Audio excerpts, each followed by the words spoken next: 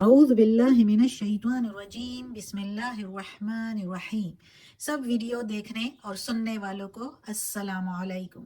ہمارے چینل کے پیارے ویورز، آج ہم تلاوت کریں گے سورہ یوسف کی آیت نمبر 66، 66 اور 67، یعنی کہ آیت نمبر 66 اینڈ 67۔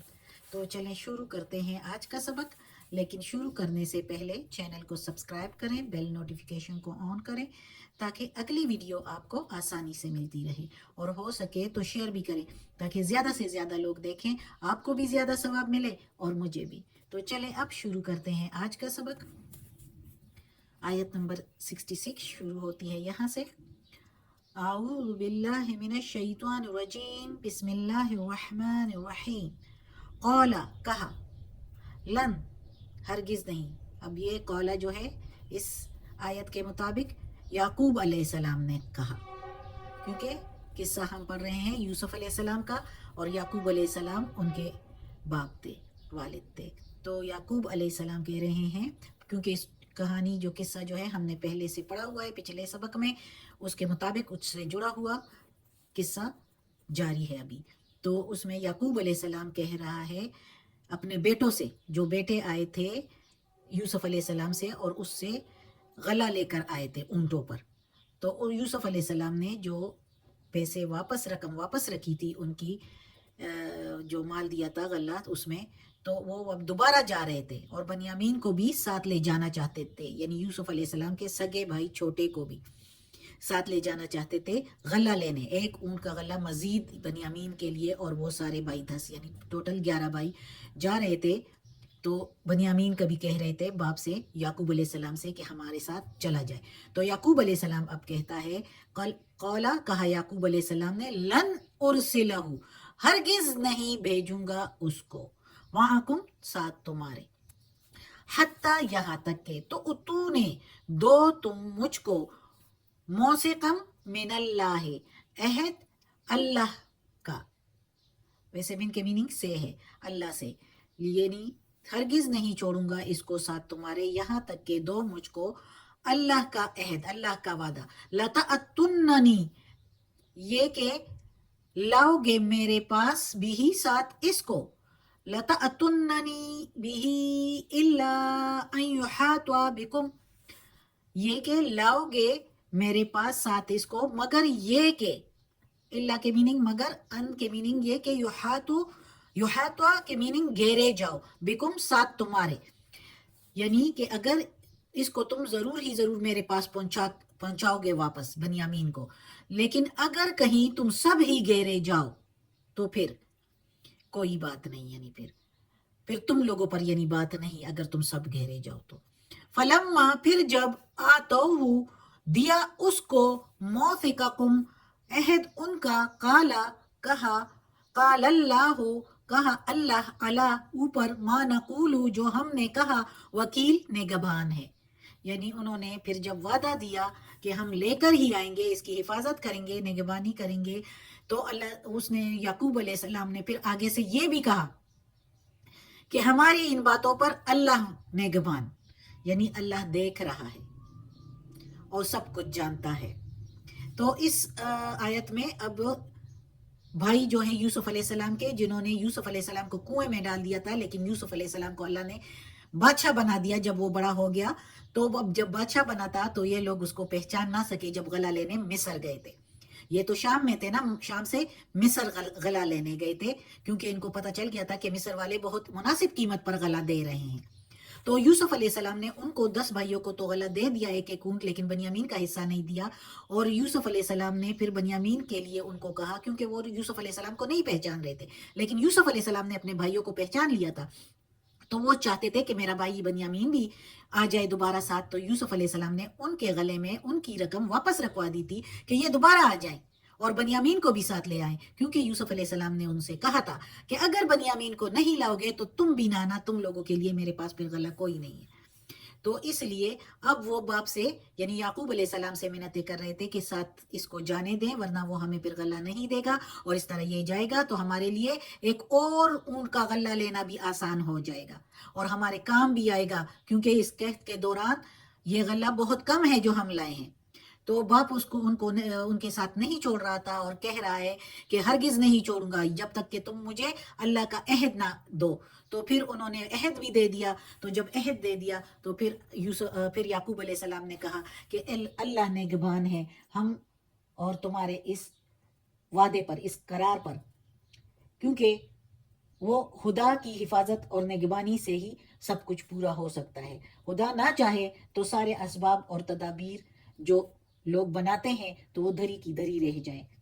تو اس لیے یعقوب علیہ السلام نے ساتھ یہ بھی کہہ دیا کہ اللہ نگہبان ہے ہماری باتوں پر، کہ اگر، اور اس کا یہ بھی مطلب نکل سکتا ہے کہ اگر تم اس کو نہیں لاؤ گے جان بوجھ کر یوسف علیہ السلام کے ساتھ جیسے کیا، اور اگر اس کے ساتھ بھی کرو گے ایسا تو پھر اللہ نگہبان ہے ہماری ان باتوں پر. تم وعدے کے خلاف ورزی کرو گے تو اللہ بہت سخت سزا دے گا. پھر یہ بھی مطلب نکل سکتا ہے. اگلی آیت ہے وقالا، اور کہا، یا بنیا، اے بیٹو، اے میرے بیٹو، لا تدخلوا، نہ تم داخل ہو، من باب واحد، نہ تم داخل ہو دروازے سے ایک. من کے میننگ سے باب، بن کے میننگ دروازہ، اور واحد کے میننگ ایک.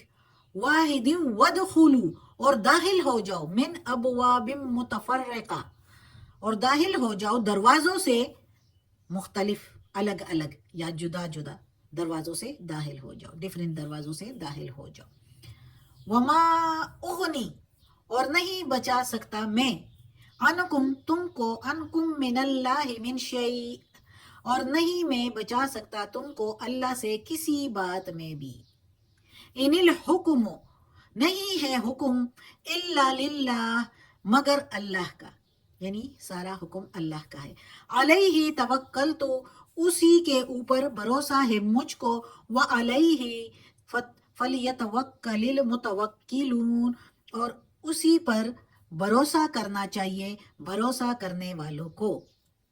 وعلیہ، اور اسی پر، فلیتوکل بھروسہ کرنا، متوکلون بھروسہ کرنے والے. اب اس آیت میں یعقوب علیہ السلام مزید اپنے بیٹوں سے کہتا ہے کہ جب داخل ہو تو مختلف دروازوں سے داخل ہو. کیوں کہا؟ اس لیے کہ یوسف علیہ السلام کے بھائی جب پہلی مرتبہ مصر گئے تو عام مسافروں کی طرح بغیر کسی امتیاز کے شہر میں داخل ہو گئے، بغیر کسی امپورٹنٹ کے، بغیر کسی اہمیت دینے کے. لیکن یوسف علیہ السلام کی خاص توجہ ان کے لیے، اور یوسف علیہ السلام نے جو ان کی خاطر اور تواضع کی، یہ دیکھ کر اب یقیناً وہاں کے لوگوں کی نظروں میں وہ لوگ ہوں گے، یہ بھائی ہوں گے، ان کی طرف نظریں اٹھیں گی.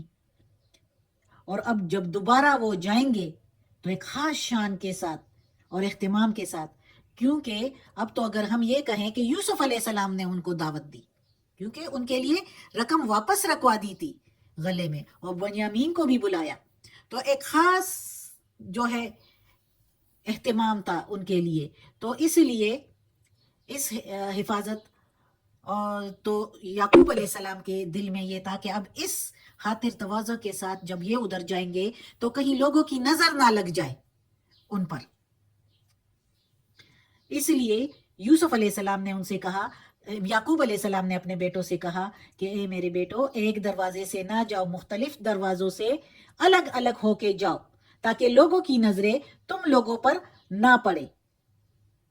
اور جو یہ خصوصاً برتاؤ تھا تم لوگوں کے ساتھ عزیز مصر کا، یعنی یوسف علیہ السلام کی طرف سے، تو لوگوں کی نظر میں آ جاؤ گے، تو اس لیے الگ الگ دروازے سے جاؤ، یعنی نظر نہ لگ جائے. تو اگر دیکھا جائے تو یعقوب علیہ السلام نے یہ بھی کہہ دیا، لیکن ساتھ پھر یہ بھی کہا کہ میں بچا نہیں سکتا، بچانے والا اللہ ہے. یہ تو بچانے کے لیے ظاہری تدبیر اور تلقین ہے کہ مختلف دروازوں سے، شہر کے مختلف دروازوں سے داخل ہو جاؤ، تاکہ خود اپنی پبلک، لوگوں کی نظریں ان کی طرف نہ اٹھے. ساتھ ہی یہ بھی یعقوب علیہ السلام نے ظاہر کر دیا کہ ہمارے فیصلوں سے ہم اللہ کے کسی حکم کو نہیں روک سکتے. تمام کائنات میں حکم صرف اور صرف اللہ کا چلتا ہے. ہمارے سب انتظامات حکم الہی کے مقابلہ میں بیکار ہیں۔ ہاں یہ بات ہے، تدبیر کرنا بھی اسی نے سمجھایا ہے اور جائز رکھا ہے۔ آدمی کو چاہیے کہ بچاؤ کی تدبیر کرے مگر بھروسہ اللہ پر رکھے۔ اس لیے اپنے بیٹوں کو سنایا کہ میری طرح تم بھی تہ دل سے خدا کی حفاظت پر بھروسہ رکھو، تدبیر پر غرور نہ کرو اور بھروسہ نہ کرو کہ تدبیر ہی ہمیں بچائے گا، بھروسہ اللہ پر کرو۔ صدق اللہ العظیم۔ آج کا سبق ختم ہوتا ہے۔ اللہ ہمیں توفیق دے اس قرآن مجید کا ترجمہ مکمل کرنے کی اور اس پر عمل کرنے کی توفیق دے۔ صدق اللہ العظیم۔